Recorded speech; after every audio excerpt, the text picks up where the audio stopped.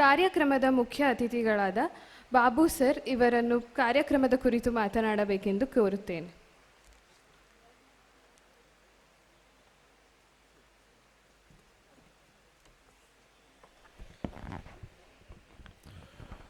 ಎಲ್ಲರಿಗೂ ಭೀಮ ನಮನಗಳು.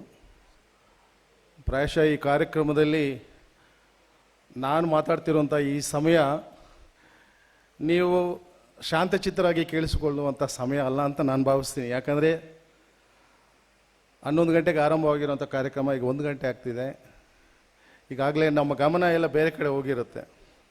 ಕೆಳಗಡೆ ಹೊಟ್ಟೆ ತಾಳ ಹಾಕುವಂಥ ವೇಳೆ ನಾನು ಈ ಸಂದರ್ಭದಲ್ಲಿ ಹೆಚ್ಚು ಮಾತಾಡೋಕ್ಕೆ ಇಷ್ಟಪಡ್ತಿಲ್ಲ.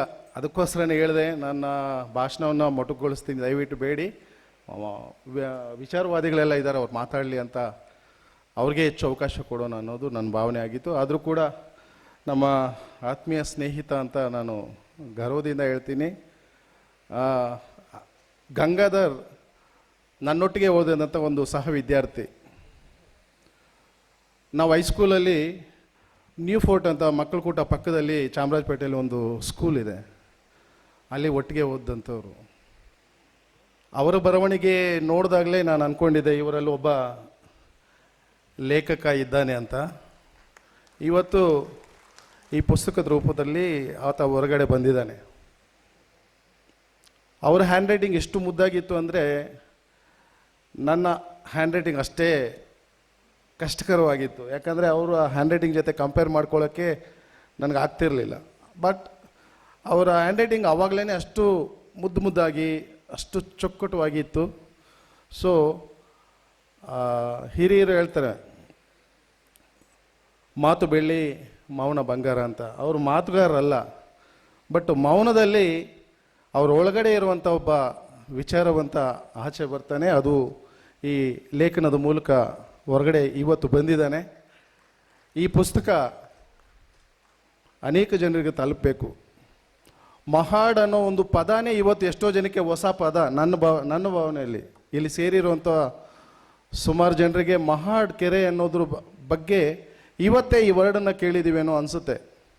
ಈವನ್ ಗಂಗಾಧರ ಲೇಖಕರು ಕೂಡ ಪುಸ್ತಕದಲ್ಲಿ ಬರೀತಾರೆ, 50 ವರ್ಷ ನನಗಿವತ್ತು ವಯಸ್ಸು, ಆದರೂ ಕೂಡ ಈ ವಿಚಾರ ನನಗೆ ಗೊತ್ತೇ ಇರಲಿಲ್ಲ ಅಂತ ಲೇಖಕರೇ ಬರೀತಾರೆ. ಹಾಗಾಗಿ ಓದುಗರಲ್ಲಿ ಎಷ್ಟು ಜನ ಈ ವರ್ಡನ್ನು ಹೊಸದಾಗಿ ಕೇಳ್ತಾರೆ ಅಂತ ನಾವು ಅರ್ಥ ಮಾಡ್ಕೋಬೇಕು.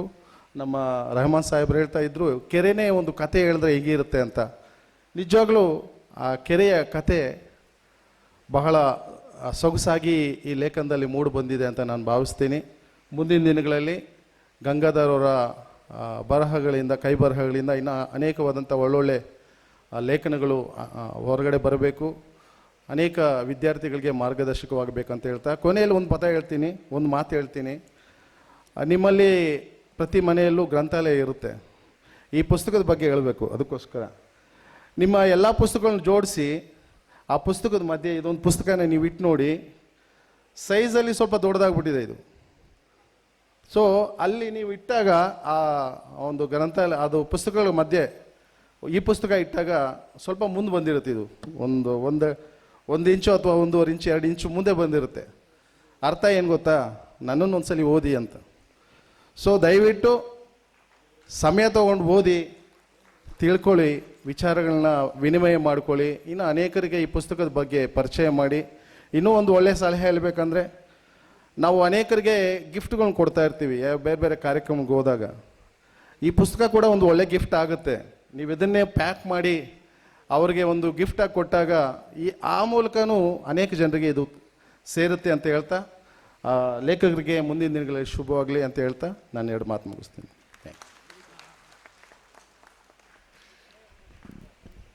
ಕಾರ್ಯಕ್ರಮದ ಕುರಿತು ಮಾತನಾಡಿದ ಆಯುಷ್ಮಾನ್ ಬಾಬುರವರಿಗೆ ಭೀಮ ನಮನಗಳು.